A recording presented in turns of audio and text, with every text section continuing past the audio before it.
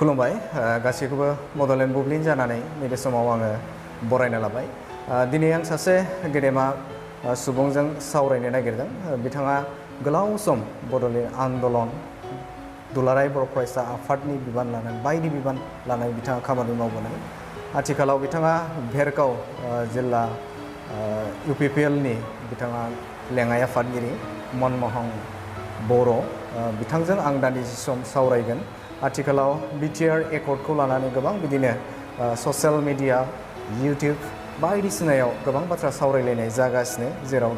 दान्थे बिदान्थे जानायखौ जों नुनो मोन्दों। बेनि गेजेराव माखासेया बे एकर्डखौ लानानै गोबां कन्ट्रभारसि खालामदों। दा बेनि सोमोन्दै बिथांजों आं सावरायगोन। नैबे समाव नोंथांखौ बड'लेण्ड बुब्लिनि जाना गिबियावनो बरायना लाबाय। आं नायगिरि बिथांमोननिसिम नोंथांनि सिनायथिखौ होनो थाखाय गुरैयाव खावलायनाय जाबाय। खुलुमबाय। बड'लेण्ड बुब्लिनि जि चेनेल बिथांनिसिम आंनि गोजोन हामलायनायखौ बावहरनाय जाबाय। आरो बेनि लोगो लोगोनो जिखिनिया बड'लेण्ड बुब्लिखौ जाय बिथांमोननिसिम रायजो राजाफोरनिसिमबो आंनि गोजोन हामलायनायखौ बावहरनाय जाबाय। आं मनमहन बर', भेरगाव डिस्ट्रिक्ट UPPL नि भाइस प्रेसिडेन्ट। बयबो मिथिगौ गोबां समाव आं आबसुनि बिबान लानानै खामानि मावबोदोंमोन। बेनि अनगायैबो दा सेन्ट्रेल इलेक्सन जितु अबजार्भार हिसाबै आं दङ। दा बिदि माखासे बिबानाव दङ। आरो जिहेतु आन्दलनजों गोरोबना दङमोन, गासै बाथ्राफोरखौ जों मिथिगौ नालाय जों UPPL जों दा खामानि मावगासिनो दं। नैबे समाव गोबां बिदिनो ससियेल मिडियायाव मोनसे दान्थे बिदान्थे खालामनो नागिरो आरो गुबुन राजखान्थि हान्जाफोरा बुंनो नागिरो जे BTR एकर्डखौ लानानै बेवहाय जेबो गैया, जास्ट मोनसे एकर्डल' जादों होननानै गोबां मानसियानो बुंनो नागिरो। लोगोसेनो गुबुन राजखान्थि हान्जाफोरा जेरै एगेन्स्ट पार्टि हिसाबाव जों थाहैबाय, गोबां गुबुन राजखान्थि हान्जा थाहैबाय। दा बैफोर राजखान्थि हान्जाफोरा नैबे BTR एकर्डखौ लानानै बिदिनो बेवहाय जेबो एग्रिमेन्ट जायाखै, ललिपप बायदिसिना बाथ्रा बुङो। दा बेनि सायाव नोंथाङा मा बुंनो नागिरो? दा BSc एकर्डनि उनाव BTC एकर्ड जालांबाय। बे मोनसे स्टेप आवगायलांबाय थादों। आबसुआ जेब्ला बड'लेण्ड मुभमेन्टखौ स्टार्ट खालामजेनदोंमोन, बे समाव उपेन्द्रनाथ ब्रह्मनि बड'फा उपेन्द्रनाथ ब्रह्मनि जि आन्दलनमोन, बड' हादर लानाय जितु 50-50 एसाम डिभाइड एसाम 50-50खौ लानानै जि आन्दलन मुभमेन्ट खालामदोंमोन, बे आन्दलननि समावहा मा जादों, बिभिन्न सिचुवेसनाव गोलैनानै जोंनि आन्दलनखौ गेजेर गेजेर मोनसे सुक्ति खालामबोनो गोनां जादों आरोखि। बिदिनो BSc सुक्ति जाबाय, बिनि उनाव BTC सुक्ति जाबाय। आन्दलना खेबसे दोनथ'नानै आरो फिन खालामनाय जादों माखासे बेबस्थाखौ लानानै। दा BTC जाखांनायनि उनावहा BTCआव थाखानाय माखासे दफाफोर, 6 सिडुलाव हाबनाय माखासे दफाफोरखौ लानानै जोंनि बर' रायजो राजाफ्रा, बिखेखै आबसुनि बायदि मोनसे जातीय संगठनफ्रा, साहित्य बायदि संगठनफ्रा सन्तुष्ट नङामोन। बेखायनो सन्तुष्ट नङामोन जे जोंनि बर' माहारिनि बा बे बड'लेण्डआव थानाय गासै हारि माहारिनि जेसेबांखिनि समस्याफोर दङमोन, बे समस्याफोरखौ सुस्रांनो थाखाय बे BTC एकर्डआ साफिसियेन्ट नङामोन आरो। दा 6 सिडुलाव बे BTC मोनखांनायनि उनावहा आबसुआ आन्दलनखौ दोनथ'दोंमोन। फिन माखासे बेबस्थाखौ लानानै अहंतुष्ट जानानै फिन आन्दलन खालामनो गोनां जाबाय। आरो बिदि आन्दलन खालामै मोनसे समाव थांनाय 27 जानुवारियावहा मोनसे BTR एकर्ड जाबाय। बे BTR एकर्डआव मानसिफ्रा जेबो गैयाना बुंदों। बिखेखै BPFनि जायफोर लिडारफोर दङ आरो जोंनि सिनियर जायफोर सानसुमा खुंगुर बसुमतारी बायदि मानसिफोरा, बिथांमोना माखासे अजद लाबोदों BTR सुक्तियाव जेबो गैया आरो बे बुस्थुआ मोजां जायाखै होननानै। बेखौ मानो मोजां जायाखै होनना बुंगोन जोङो? NDFB बायदि मोनसे अस्त्र हमग्रा मोनसे संगठनजों नेगसियेसनाव खालामनो हायाखैमोन। दा NDFBआ लासै गावस्रानानै मथा मथि मोनब्रैसो टीम जालांनो हमदोंमोन। दा जिहेतु बर'फोरनि मोनसे पार्ट, आन्दलननि मोनसे पार्ट NDFB आन्दलनाबो, बिथांमोनाबो माखासे जोंनि बर'नि जेसेबांखिनि कालचार दङ, बर'नि जेसेबांखिनि जातीय इस्युसफोर दङ, बेफोरखौ लानानै बिथांमोना जि मुभमेन्ट खालामदोंमोन अस्त्र हमनानै जि मुभमेन्ट खालामदोंमोन बे मुभमेन्टआ लासै लासै लासै लासै स्पइल जानो थांगासिनो दङमोन दा बेखौ मारै हमथानानै बेखौ मोनसे राजनैतिक मोनसे मर्यादा होनो थाखाय मोनसे आबसुआ मोनसे माने थिंकिं लाबोनानै गोबिन्द बसुमतारी बा रन्जन दैमारी बिथां बे गासैखौबो लाफानानै बा धीरेन बर' बिथांखौबो लाफानानै माने मोनसे मोजां राजनैतिक महर होनो थाखाय मोनसे बेबस्था लानो थाखाय मोनसे प्लेटफर्माव लाबोनो थाखाय नाजादोंमोन आरो बे हिसाबैनो गासैखौबो सावरायखांनानैहा मोनसे बे जिहेतु विभिन्न पलिटिकेल ग्राउन्डआव बा विभिन्न पलिटिकेल माने कनस्पिरेसियाव माने जोंनि एनडिएफबिनि जितु मुभमेन्ट बेयो स्पइल जानो थांगासिनो दङमोन दा बेखौ गथा खालामनानै प्रमद बर'नि नेतृत्वहा आबसुनि प्रेसिडेन्ट प्रमद बिसमनि आबसुनि प्रेसिडेन्ट प्रमद बर'नि नेतृत्वहा गासैखौबो ज' खालामनानै मोनसे बिटिआर सुक्तिखौ लाबोनो माने बिराद माने सक्षम जादोंमोन आरोखि दा बिदि मोनसे साक्सेस माने सुक्ति होनना बुंनांसिगोन बे माने बिटिआर सुक्तिखौ माने जोंनि गेजेरनिफ्राय माखासे मोनसे फेक्सना एनडिएफबि ना बुंनाय फेक्सना मोनसे फेक्सना दङमोन माने म्यानमाराव दङमोन बा भुटान म्यानमार बांलादेश बेफोराव दङमोन बिथांमोना माने हाग्रा बंग्रा थानानै आलाय सिलाय जाना दङमोन बिसोरनि कुनु माने बेबस्था गैयामोन जे राजनैतिक भाबे समाधान खालामनो थाखाय बर'फोरनि थाखाय माबा मोनसे बेबस्था लाबोनो थाखाय बिसोरनियाव कुनु अपसन गैयामोन एकदम माने गोनो गोथो माने आन्दायना दङमोन आरोखि बे मोनसे टीमा संबिजित जि टीम दङमोन एस ग्रुपनि बिदि जाना दङमोन आरो बेनि अनगायैबो रन्जन ग्रुपआ एक्सट्रा थाबाय गोबिन्द ग्रुप मोनसे जाबाय बिनि गेजेरावनो आरो माने धीरेन बर'खौ बिपिएफनि माखासे राजनैतिक षड़यन्त्रनि गुलि जानानै बिथाङा माने गावस्रानानै गोबिन्दनि गावस्रानानै एक्सट्रा मोनसे ग्रुप जाना थाबाय दा बिनि माखासे माने बेले बेजेनि बेखौ सुस्रांनो थाखाय प्रमद बर'नि नेतृत्वहा माखासे गभर्नमेन्टनि एजेन्सिसखौ लाफानानै सेन्ट्रेल गभर्नमेन्टनि एजेन्सिस माने आइबिफोरखौ लानानै मोनसे महर होनो थाखाय मोनसे मोजां सिचुएसन लाबोनो थाखाय बियो नाजानानै नैबे बिटिआर सुक्तिखौ खालामनाय जादों दा बे बिटिआर सुक्तियाव मा जादों माने जोंनि जि एनडिएफबिनि ग्रुप बिसोरखौ जि शान्ति सुक्तिनि गेजेरजों बिथांमोनखौ मोनसे मेन स्ट्रिमाव लाबोनानै बिथांमोनखौ मोनसे सन्मानजनक भाबे राजनैतिक बेबस्थाजों सामाजिक बेबस्थाजों बिसोरखौ मोनसे मर्यादा होनो थाखाय जोङो दिनै माने माबा मोनबाय आरोखि मोनसे खाबु मोनबाय आरोखि आरो बे माने खाबुजोंनो बिथांमोना जोंनि बायदियैनो साधारन सासे मानसि हिसाबै इन्टेलेक्चुवेल हिसाबै माने समाजकर्मी हिसाबै विभिन्न जायगायाव बिसोरो माने खामानि मावनो स्कप मोनसिगोन दा बेखौ गाज्रि ना मानो बुंगोन आरो बेनि अनगायैबो मा जादों बिटिसि एकर्डआव जि दङमोन बे एखे माने आर्टिकुलावनो 6 सिडिउल आर्टिकुलावनो बे सुक्तिया जादों बेखौ एक्सट्रा जायाखै बे 6 सिडिउलावनो बेखौ एसे मोर पावारखौ लानानै जोङो बे सुक्तिखौ खालामनाय जादों बे सुक्तियाव बिटिसि सुक्तियाव माबा गैयामोन माने अफिसारफोरखौ ट्रेन्सफार खालामनो हानाय डिसि एसपि एसडिसि बिदि माखासे अफिसार्सफोरखौ माने ट्रेन्सफार खालामनो हानाय बा सोलाय सोल' खालामनो हानाय बेखौनो बेबस्था गैयामोन दा बे पावारखौ मोननाय जाबाय आरो बेनि अनगायैबो माने जितु माने वाइल्ड लाइफनि जितु माने पावार बेखौ बिटिआराव मोननाय जाबाय आरो बेनि अनगायैबो जोङो एपिएससि माने एससिएस बा आइपिएस माने माबायाव बर्डआव एससिएस माने जितु बर्ड थागोन एससिएस फरिखानि बेयाव मेम्बार मोननो हाबाय बेनि अनगायैबो गोदोर गोदोर जिखिनि फसंथान दङ माने सेन्ट्रेल इउनिभारसिटिनिफ्राय आरम्भ खालामनानै नैबे मेडिकेल कलेजनिफ्राय आरम्भ खालामनानै भेटेनारि कलेजनिफ्राय आरम्भ खालामनानै गोबां इनस्टिटिउटफोर माने फसंथानफोर जों मोननो हाबाय बेनि अनगायैबो मोनसे क्ल'ज बेयाव माने दङ माने संबिजितनि आर्टिकोल 280 संबिजितनि आर्टिकोल 280खौ बेयाव सुनाय जादों सोफादों आरो बेनि गेजेरजों मा खालामनाय जादों बे 280खौ एमेन्डमेन्ट खालामनानै जेसेबांखिनि पावार एन्ड फांसन दङ माने बे संबिजिताव जेसेबांखिनि पावार एन्ड फांसन दङ बे पावार एन्ड फांसनखौ माने ग्रासरुट लेभेलसिम एकदम माने साधारन मानसिसिम बेखौ डिसेन्ट्रेलाइज खालामनाय जागोन आरो बे बुस्थुखौ डिसेन्ट्रेलाइज खालामजादों थारमाने पावारा सोरबा सासे आखायाव थाला बिटिएडिआव मा जादोंमोन हाग्रामायानो हरबे हरबामोन हाग्रामानि अनगायै रावबो जेबो खालामनो हायामोन मोनसेल' एकाउन्टमोन हाग्रामानि एकाउन्टआव जेसेबांखिनि डिपार्टमेन्ट दङ 39टा डिपार्टमेन्टनि फैसाया बेयाव हाबफैयोमोन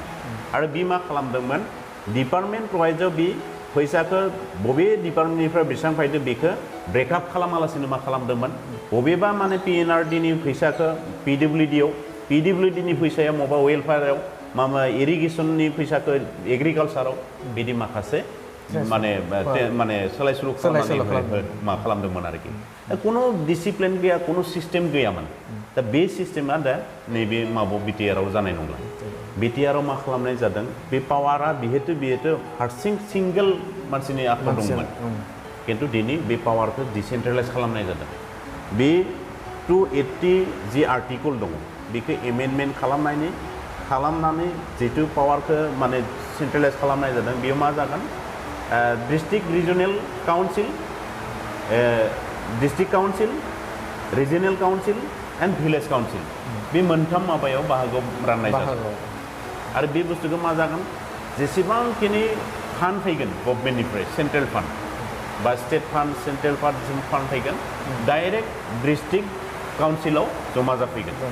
बिनि अनगायै एन्टायार डिस्ट्रिक्टआव जेसेबां माने माखासे माने बसा जिबिलाक माने रेभिनिउ कालेक्शन जागोन बे रेभिनिउ कालेक्शना डिस्ट्रिक्ट काउन्सिलाव जमा जानानै मा खालामगोन बेखौ डिस्ट्रिक्ट काउन्सिला बाजेटखौ हमनानै बबे रिजनेल काउन्सिल ब्लकफोराव रिजनेल काउन्सिलाव बेसेबां माने एलोकेशन नांगौ बेखौ ब्रेकआप खालामनानै रिजनेल काउन्सिलसिम हरगोन रिजनेल काउन्सिला मा खालामगोन बे मोनसे रिजनेल काउन्सिलाव बेसेबां माने भिलेज काउन्सिल दङ बे भिलेज काउन्सिलफोराव मा खालामगोन बे जितु एलोकेशन दङ बे एलोकेशनखौ बबे भिलेज काउन्सिलाव बेसेबां माने फान्ड नांगौ माबे डिपार्टमेन्टआव बेसेबां फान्ड नांगौ बे फान्डखौ बेयाव ब्रेकआप खालामनानै हरसिगोन मा जागोन भिलेज काउन्सिलाव इलेक्शन जागोन भिलेज काउन्सिलाव इलेक्शन जागोन साधारन जनताया माने बिसोरनि पावारखौ जितु माने गभर्नमेन्टनि जेसेबांखिनि पावार दङ बेखौ साधारन मानसिनो रानना होनाय जादों नोंथांमोननि जितु गभर्नमेन्ट दङ जनतानो जि गभर्नमेन्ट बे जनतानोनो होनाय जागोन रायजो राजानोनो होनाय जागोन रायजो राजायानो सिलेक्शन खालामना लागोन गावसोरनि माखासे मोजां गोरों मानसिफोरखौ गावसोरनो सिलेक्शन खालामना लानो हागोन बेयाव कुनो हस्तक्षेप जाया जेनेबा बर' एरियायावहा मोजां मानसिखौ बिसोर चेयारमेन हिसाबै सायख'ना लागोन मोजां मानसिखौ मेम्बार हिसाबै सायख'ना लागोन रिजनेल काउन्सिलाव आदिबासी एरियायावहा आदिबासीखौनो आदिबासीफ्रानो मोजां मानसिखौ सिलेक्शन खालामो बे भिलेज काउन्सिल दाखांनायनि उनावहा इलेक्शन जाखांनायनि उनावहा मा जागोन बे भिलेज काउन्सिलाव 35टा डिपार्टमेन्टनि खामानिया बिसोरो खामानि मावनो मोनसिगोन इमप्लिमेन्टेसन खालामनो मोनसिगोन बे माने भिलेज काउन्सिलानो बेयाव कुनो धरনৰ माने एमएलए मिनिस्टार इएम एमसिएलएनि कुनो हस्तक्षेप थानाय नङा खामानि इमप्लिमेन्टेसन खालामनायाव कुनो दुर्नीतिफोरनि बाथ्रा फैनाय नंला आरो बेयाव डाइरेक्ट गाव सभा जागोन बे गाव सभायावनो डिसिसन लागोन जे नैबे भिलेजाव नैबे सुबायाव खैटा आयन मोनाखै बबे लामाया जायाखै बे बुस्थुखौ माबा खालामनाय जागोन दा बिदि मोनसे बेबस्था बिटिआरआव दङ आरो बे बेबस्थाजोंनो जोंनि साधारन रायजोनि जितु अधिकार साधारन रायजोनि जितु मोननायनि जितु अधिकार बेखौ मोनजोबगोन आरोखि दा बेनि अनगायैबो मा जादों नैबे बिटिआर सुक्तियावहा माने कटेज इन्डास्ट्रिनि थाखाय माखासे दफाफोर बेयाव क्लजफोरखौ सोनाय जादों जायनि गेजेरजों जोंनि महिलाफोरनिफ्राय आरम्भ खालामनानै लाइमोनफोरनिफ्राय आरम्भ खालामनानै बयबो मोनसे माने खामानि मावनायनि स्कपखौ मोनसिगोन आरोखि माने एंगेज जानायनि खामानिखौ स्कपखौ मोनसिगोन दा मोनसे जिहेतु आरो मोनबा डिस्ट्रिक्ट बेयाव माने माबा खालामनाय जाबाय एक्सटेनसन जागोन दा मोनबा डिस्ट्रिक्टआव साब डिभिजनबो बारिगोन हेड अफिसनिफ्राय डिस्ट्रिक्ट हेड अफिस जागोन बे डिस्ट्रिक्ट हेड अफिसफोराव गोबां डिपार्टमेन्टआव गोबां माने साकरिफोर ओंखारगोन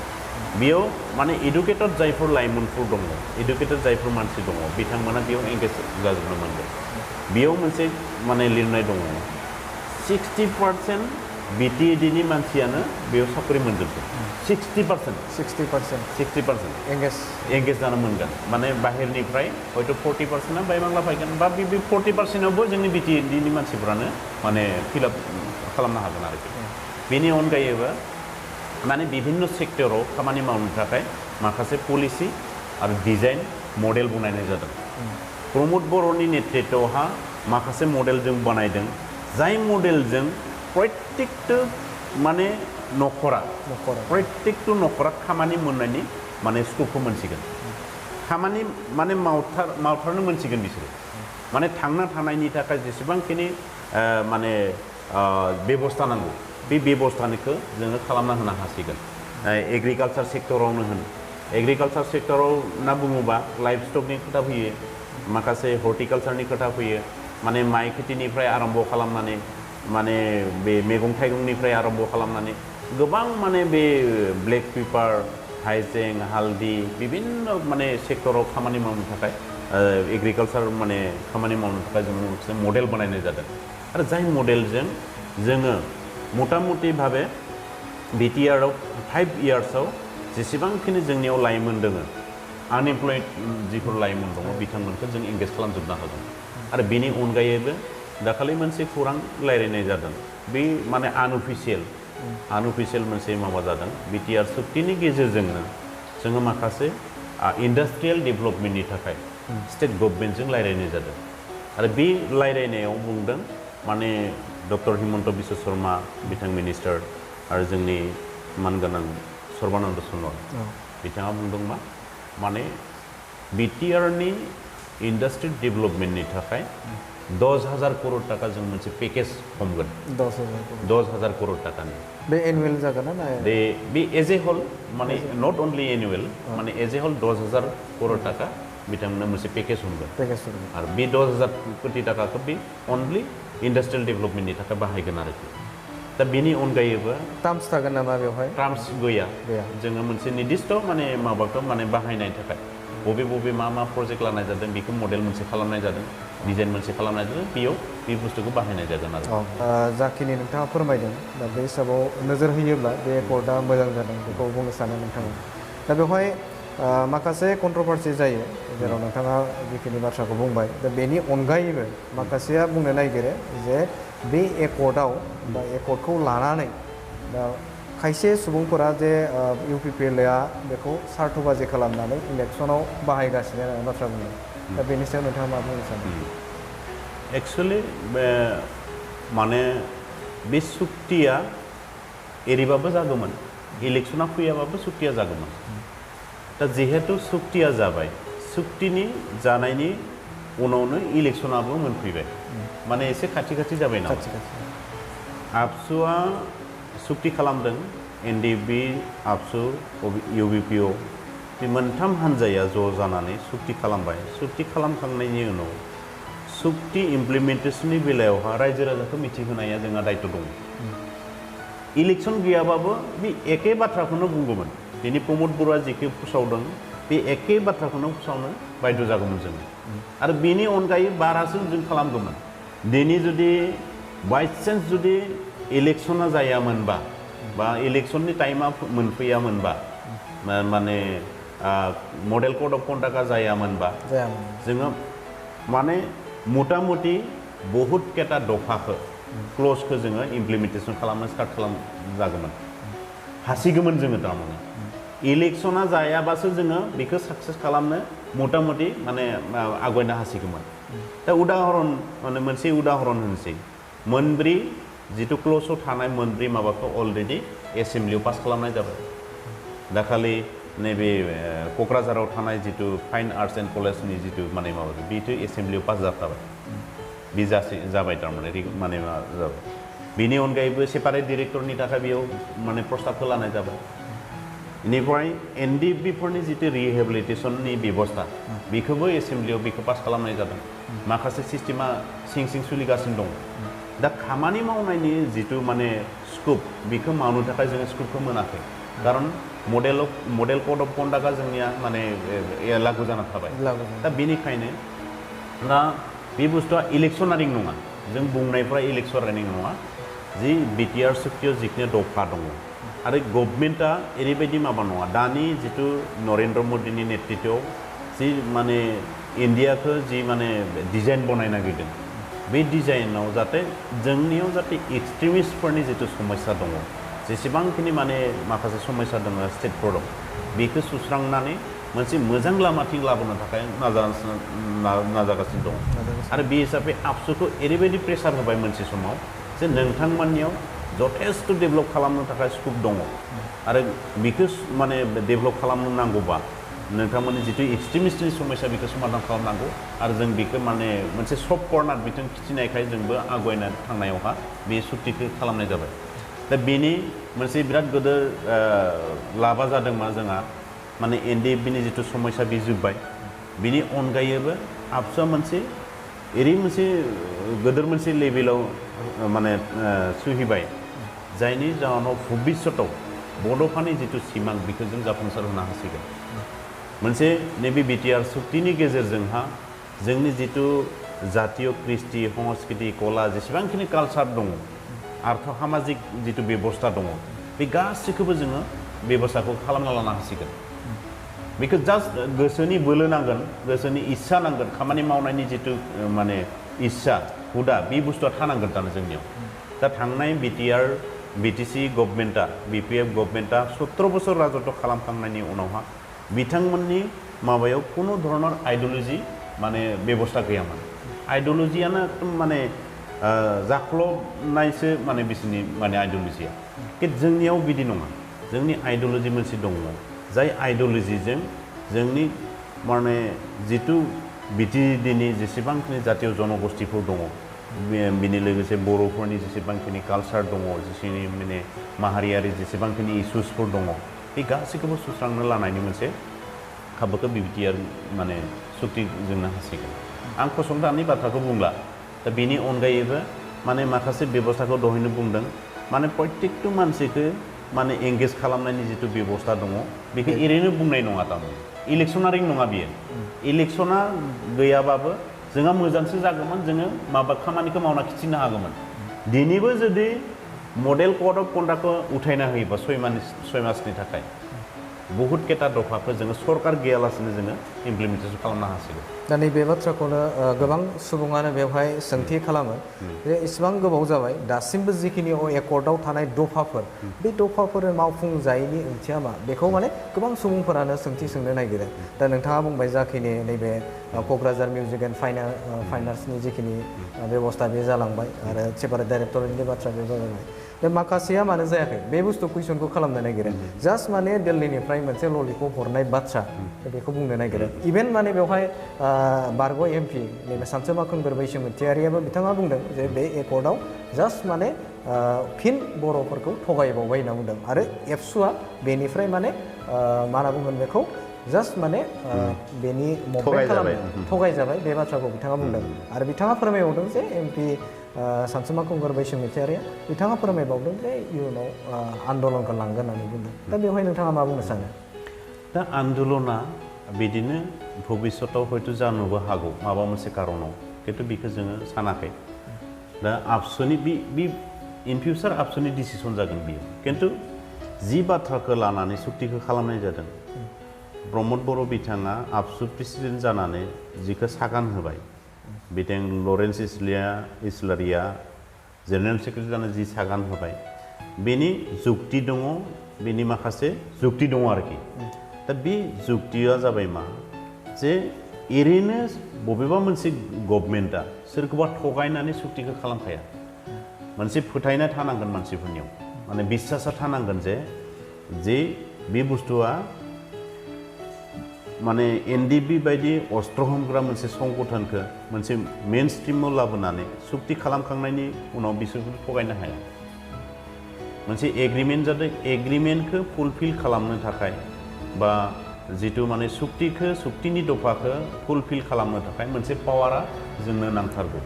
आरो बेनि थाखायनो आबसुखौ गारनानै दिनै प्रमद बर'आ रायजो राजानि एकदम माने नारसिननायाव बिथाङा नैबे बिबानखौ लानो गोनां बायध' जाबाय नङाबा बे आबसुनिफ्राय ओंखारनानै सुक्ति जायैनि सिगाङावनो बिथाङा बुंदोंमोन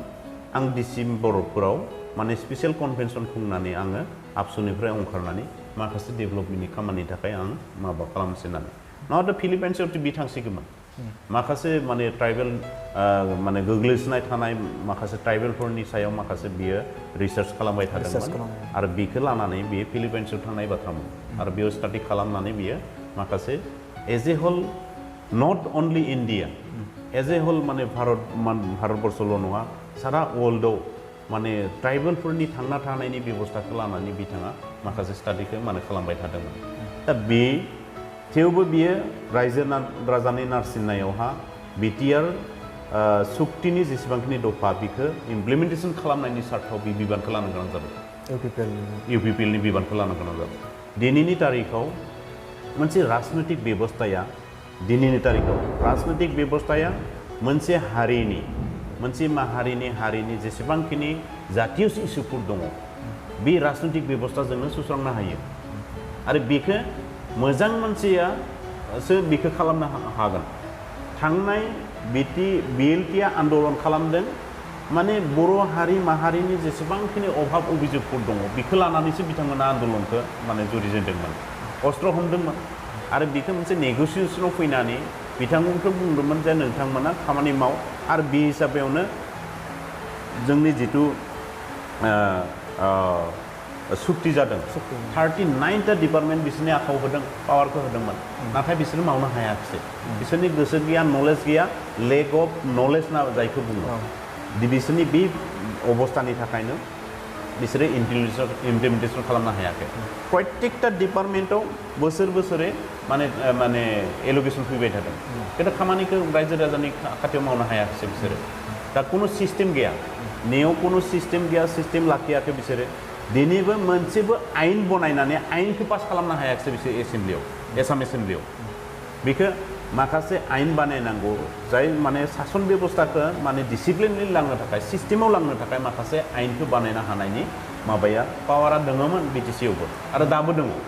बेखौ माने बिटिआरआव आयेन बानायनो हानायनि पावारा दङ आरो बेखौ बानायखांनानै बेखौ माखासे सुबिदानि थाखाय सिस्टेमखौ डिसिप्लिनाव लाबोनो थाखाय माखासे आयेननि गेजेरजों बेखौ माने आयेन पास खालामनांगौमोन माने आसाम गभर्नमेन्टनिफ्राय दा बेखौ बिसोर खालामनो हायाखिसै बेखौ खालामनो हायैनि माखासे जाहोन दङ बिथांमोननियाव खुनु जिहेतु सिस्टेम सोलिया बेयाव दुर्नीति भ्रष्टाचारखौ लानानैनो बेस्थ' थाबाय जिहेतु दा बेनि थाखाय बिसोरो मा खालामबाय बेखौ खालामनो हायाखिसै दा मानसिफोरा जिखौ अजद दिखांदों जेनेबा बिटिआरआव जेबो गैया बेजों जेबो जायाखैसै थगाय जाबाय मा जाबाय बे आं दहायनो बुंदों घटनाया जाबाय मा मोनसे बिश्वासावसो सुक्तिखौ खालामनाय जादों थांनाय समाव जोंनि आन्दलना मुभमेन्टआ मोनसे मर्यादा मोनदों आरो बेखौ मर्यादा होनानैनो लिंनानै जोंखौ माने सुक्ति खालामहोदों बेखौ एरैनो मोननाय बुस्थु नङा बहुत आन्दलन खालामनाय जादों राजा लामा आथिनायनिफ्राय आरम्भ खालामनानै माने बे उखिहाबनाय मोनसे आन्दलन खालामनायनिफ्राय आरम्भ खालामनाय बहुत आन्दलन खालामनाय जादों आरो दिनै बर' आन्दलना मोनसे थ्रेटेनिं फैदोंमोन गभर्नमेन्टनियाव आरो बेखौनो लानानै बिसोरो मा खालामबाय जे बिथांमोननि जेसेबांखिनि समस्या दङ बे समस्याखौ सुस्रांनो थाखाय मोनसे मेन स्ट्रिमाव बिथांमोनखौ लाबोनांगोन होननानै बे सुक्तिखौ खालामनाय जादों आरो जोंथ' बड'लेण्ड होआखै बड'लेण्ड सेपारेटखौ जोंनो होआखै इउटिसिखौबो जोंनो होआखै निश्चय बेयाव नेगसिएसननि थाखायनो खालामनाय जादों माने जोंनि डिमान्डआ जादोंमोन माने बड'लेण्ड सेपारेट नङाबा इउटिसि होबाबो जों मानिसिगौमोन बे मोनसे माबायाव दङमोन नाथाय बिसोरो मोनसे माबायावहा नेगसिएसनाव फैनो गोनां जाबाय जे उमुक बिसोरो होनो हागोन मोनसे होनो हानाय बेबस्थाखौ लानानैसो बिथांमोना सुक्तिखौ खालामदों आरो बेनिखायनो जोंबो मानिदों आरो बेजोंनो माखासे आन्दोआव माखासे माने दङ जोंहाबो माखासे प्लेनिं दङ माखासे ब्लुप्रिन्टखौनो होननांसिगोन आरोखि माखासे दङ बेखौथ' बुंजाथ'ला दा माने उनाव हयथ' टाइम एन्ड सिटुएसनाव जों बुंसिगोन जोङो 60टा समस्ति मोनसिगोन 60टा समस्तियावहा जोंनिया 54टा समस्तिया माने इलेक्शन जागोन बिनि मादावनो 38टा समस्तियानो एसटिनि थाखाय रिजार्भेसन माने 71% रिजार्भेसन जोंनि एसटिनि थाखाय इन फिउचार बेथ' गाज्रि नङा दिनै बर'नि माने आबसुआ माने बर'खौ फानबाय मा होनबाय बुंनायाथ' बेनो माने अजुक्तिकर बियो बेनि अनगायैबो माने जोंनि दानि जिथु माने ट्राइबेलफोरनि बा बर'फोरनि जिथु सुबुं अनजिमा बेनि पार्सेन्टेजआ जथेस्थ' खम दङ आरो बेखौ माने बांहोनायनि माखासे बेबस्था दं आरो बेजोंनो जोंनि भबिष्यत राजनीति जितु निरापत्ता बर'फोरनि जि राजनीति निरापत्ता बेखौ जों खालामगोन आरो बिनि लोगो लोगो बे ओनसोलाव थानाय जेसेबांखिनि जाति जनगोष्ठी दङ बिथांमोना जाहाथे सममर्यादा मोनो भूमिनि अधिकारनिफ्राय आरम्भ खालामनानै माने बिसोरनि कालचारनिफ्राय आरम्भ भाषानिफ्राय आरम्भ खालामनानै गासैखौबो बिसोरखौ सममर्यादा होनानै जाहाथे मोनसे बिराद मोजां मोनसे बिटिआर माने गायसननो हायो मोनसे मोजां समाज जाहाथे दाना लानो हायो बे बेबस्थाया जोङो सिन्था खालामनाय जादों नोंथांनाव आङो लास्ट मोनसे सोंथि सोंनो लुबैदों जिहेतु नोंथाङा मोनसे बाथ्राखौ बुंदों जे आफादगिरि दा नैबे इउपिपिएलनि आफादगिरि प्रमद बर' बिथाङा एबसुनि आफादगिरिमोन दा बिथाङा नैबे एकर्डखौ इमप्लिमेन्टेसन खालामनो थाखाय रायजोनि सार्थआव बिथाङा नैबे माबायाव इउपिपिएलआव जगदान होदों होननानै नोंथाङा बाथ्रा बुंदों दा बे बेलायाव नैबे जिहेतु इलेक्सन जानो थांगासिनो बिटिसि इलेक्सन जानो थांगासिनो बेवहाय इउपिपिएलआ देरहायाब्ला माबाफोर गोहोम गोलैगोन नामा बे एकर्डआ जिहेतु नोंथाङा नैबे बाथ्राखौ बुंदों जे आफादगिरिया इमप्लिमेन्टेसन खालामनो थाखायनो रायजोनि नारसिननायाव बे नैबे माबायाव हाबदों इउपिपिएलआव जगदान होदों बे बाथ्राखौ नोंथाङा बुंदों निश्चय हेम्पार गोलैखागोन मोनसे गुबुन मोनसे दोलोआ फैनानै जोंनि बिटिआर सुक्तिनि जेसेबांखिनि दफा दङ क्लजफोर दङ बेफोरखौ इमप्लिमेन्टेसन खालामनायनि थाखाय बिथांमोना बेसेबां इन्टारेस्टेड आरो बे एकदम दहायनो बुंदों आङो बे एकर्डआनो जाबाय मा पावार एन्ड फांसनफोरा गासैबो साधारन रायजो राजाफोरनि आखायाव होनाय जासिगोन बे बुस्थुखौ बाखि गुबुन पार्टिफोरा रेडि दङना गैया हमना लाबाय नोंथां बुंनाय बायदियानो जेनेबा बाइस चान्स माने इउपिपिएल सरकारा दानो हायाखिसै आरो सोरबा बिपिएफ सोरबा अनाबर सोरबा बिजेपि सोरबा कंग्रेसआ फैबाय आरोखि दा बे समाव बे मानसिफोरनि मेन्टेलिटिखौ जों नायनांगोन बे मानसिफोरनि मेन्टेलिटिखौ नायनांगोन जे बिटिआर जिहेतु मोनसे सुक्ति जाबाय बेयाव एनडिएफबिफोरा फैबाय आबसुफोरा फैबाय बा थाबाय बे आबसु एनडिएफबिनि जेसेबांखिनि माने डिमान्ड दङमोन आरो जिहेतु बिटिआर सुक्तियाव हाबना दङ आरो माखासे फसंथान माने इमप्लिमेन्टेसन माने खालामनायनि बाथ्रा थाबाय बेफोराव जेसेबांखिनि इन्टारेस्टेड बिसोरनि मेन्टेलिटिखौ नायनांगोन बेनि खिन्थु जोंनिफ्राय मोनसे थागोन मा बिरोधियाव थानानै जोङो बेखौ इमप्लिमेन्टेसन खालामहोनायनि दायित्वआ जोंनियावबो थागोन खालामथारनांगोन बेखौ आरो बेखौ जुदि सोरबाया जुदि गारना दोनोबा जे बिटिआर सुक्तिखौ जों जायाखिसै सरकारा जोंनियासो फैबाय गतिके बेखौ बाद होना बुंबा आन्दलना सुरु जासिगोन गभर्नमेन्टआ जुदि सुक्ति खालामनानै जुदि सुक्तिनि माबाखौ जुदि इमप्लिमेन्टेसन खालामनाय इन्टारेस्ट गैयाबा आन्दलना अट'मेटिक जालांगोन बेखौथ' आन्दलन खालामनो मोना नोंसोर खालामनो मोननाय नंला होननानैथ' बेयाव खुनु माने दफा गैया सुक्ति गैया जोङो जादों मा माने बिटिआर सुक्तिखौ आबसुआ माने आबसुआबो सागान होदों माने बिटिआर सुक्तिखौ इमप्लिमेन्टेसन खालामनायनि थाखायसो नाथाय बेखौ जोङो आन्दलन भबिष्यतआव बिटिआर सुक्तिया जायाबा बा सोरबा खालामाबा बेखौ जों आन्दलन खालामनो मोननाय नङा होननानैथ' बेयाव जेबो सुक्ति जायाखै सागान होआखै जों दा बेनिखायनो घटनाया जाबाय मा बै मानसिफोरनि मेन्टेलिटिनि सायाव डिपेन्ड खालामगोन जे बिटिआर सुक्तियाव थानाय क्लजफोरखौ इमप्लिमेन्टेसन खालामनायनि थाखाय प्रमद बर' बिथांनि जेसेबांखिनि इन्टारेस्टेड बाखिफोरा इन्टारेस्टेड नंगौना नङा हयथ' नङाबो जाना स्पष्ट जाबाय दिनै बिटिआर सुक्तियाव जेबो गैया होनना बुंबाय थानाया मा जादों थारमाने इन्टारेस्टेड नङा बिसोरो इमप्लिमेन्टेसन खालामनो इन्टारेस्टेड नङा हाग्रामाया दाखालि बुंदों माने 1500 करोड़ टाका 3 बोसोरनि थाखाय जाय माने पेकेज होदों सेन्ट्रेल गभर्नमेन्टआ माने बिटिआर सुक्तिनि गेजेरजों हरगोन बे बुस्थुखौल' बेयाव माथा मारिबाय थादों 1500 करोड़खौ जोङो डेभेलपमेन्टनि खामानि मावगोन होनना बुंदों थारमाने आर्ट फिल्माव बाहायगोन बियो 80% जागोन बे सिस्टेमाव दङ बियो खिन्थु जोंनियाव बुंनाय जादों नङा बे 1500 करोड़ टाकाया जिहेतु बिटिआर सुक्तिनि गेजेरजों फैदों बेखौ बे लाइमोनफोर जायफोर आनएमप्लयमेन्ट लाइमोन जायफोर गामि लेभेलाव आइजोफोर दङ बिथांमोनखौ इस्टाब्लिश खालामनो थाखाय बेयाव बाहायगोन बेखौ बाहायनाय जागोन बबा कटेज इन्डास्ट्रिनि थाखाय फिसा मोनसे मेसिनारि बेबस्थाफोरखौ खालामना होगोन दा बिदि बहुद माखासे सिस्टेम दङ मालाबा जोङो जुदि मोजां मोनसे माने स्कप मोनोबा A to Z जों बेखौ रायज्लायनो हासिगोन माने बिटिआर सुक्तिनि गेजेरजों प्रत्येकजन मानसिया माबायदि लाभाबन्थ जागोन न'आवनो जिरायनानै जोंनि मानसिफ्रा गुबुन स्टेटआव थाङालासेनो माबायदि खामायनो हायो बिदि माखासे मडेला जोंनियाव दङ जोंनिया माखासे मडेल दङ दा जोङो इन्टारनेलि माखासे मडेलनि थाखाय मडेल बानायनानै जोङो खामानि मावगासिनो दं एग्रिकालसारनि सायाव लाइफ स्टकनि सायाव जथेस्थ' खामानि जोङो आवगायलांगासिनो दं बे साननैसोनि उनाव जुदि जोङो बेखौ साक्सेस जायोबा जोङो माने मडेलफोरखौ बनायबाय थानाय जादों बेयाव जथेस्थ' लाइमोनफोरखौ जों एंगेज खालामदों आरो लेटेस्ट मोनसे माने खामानि जोङो मावबोदों माने दा जथेस्थ' आवगायलांबाय थादों जायफोर दा गुबुन स्टेटनिफ्राय दा न'आव फैसिगोन बे मानसिफ्रा बेकार जाना थासिगोन खामानि मोनबाय थानाय समाव मोनसे बिराद मोनसे उद्यमजों बिसोर खामानि मावबोदों बिसोरो दा बे बुस्थुआ स्टप जानाय लोगो लोगो बिसोरनि ब्रेनफोरा बिसोरनि मावनाय दांनाय थानाय जानाय स्टाइलफ्रा सम्पूर्ण माने हामा जासिगोन दा बेखौ हमथानो थाखाय जोङो मा खालामदों बे गुबुन गुबुन स्टेटआव जायफोर माने एडुकेटेड माने लाइमोनफोर दङ बा जायफोर मावग्रा मानसिफोर दङ बिथांमोननि थाखाय जों बेबस्था लानो थाखाय बिथांमोनखौ इस्टाब्लिश खालामनो थाखाय बिभिन्न सेक्टरजों सावरायबाय थादों बेंकजों जों सावरायदों माखासे बेंकजों जों सावरायदों माखासे डिपार्टमेन्टजों जों सावरायबाय थादों जाहाथे बे मानसिफोरखौ माने एंगेज खालामनो हायो बिभिन्न लेभेलाव दा बे सेक्टराव जों माने इस्टाब्लिश खालामलांबाय थासिगोन आरोखि दा बेनिखायनो बिटिआर सुक्तिनि गेजेरजों खुनु सन्देह लानाङा जे बिटिआर सुक्तिया रायजोनि सुक्ति बियो सोरबा सासे मानसि गिदिर जानो थाखाय जों सुक्तिखौ खालामाखै सोरबा सासे लिडारनि माने न' लुनो थाखाय सोरबा सासे लिडारनि माने गारि बायनो थाखाय जोङो बे सुक्तिखौ खालामाखै एकदम बेखौनो बुंनाय जादों आरो माखासे क्लजफोर दङ आं दिनै बुंला माने 280नि जिथु क्लज दङ बेजोंनो गासैबो पावार एन्ड फांसनखौ गासैनि बेबस्थाखौ गासै अधिकारखौ बेलेगा मोनसिगोन आरोखि माने साधारन रायजोआ मोनसिगोन आरो बेनि अनगायैबो बिटिआरआव थानाय जेसेबांखिनि गुबुन हारिफोर दङ माने राजबंसि माने आदिबासि नेपालि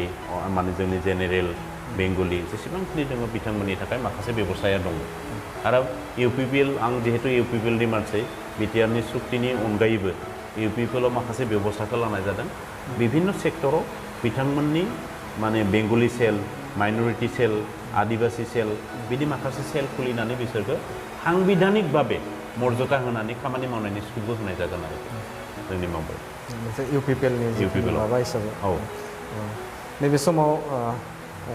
जों जोबथि बा बिदाय नोंथांखौ होनोसै नोंथाङा जाखिनि बिटिआर एकर्डखौ लानानै जाखिनि जोंनि गेजेराव गोबां सोंलु जानाय जे बाथ्रा बेखौ नोंथाङा फोरमायना होबाय आसा थिदों गासै नायगिरि बिथांमोना बुजिनो हादों आरो नोंथांखौ जोंनो बड'लेण्ड बुब्लिनो जाखिनि जोंनो नोंथांनि बेसेन गोसा समखौ जोंनो होनायनि थाखाय नोंथांखौ साबायखर होबाय गोजोन्थों।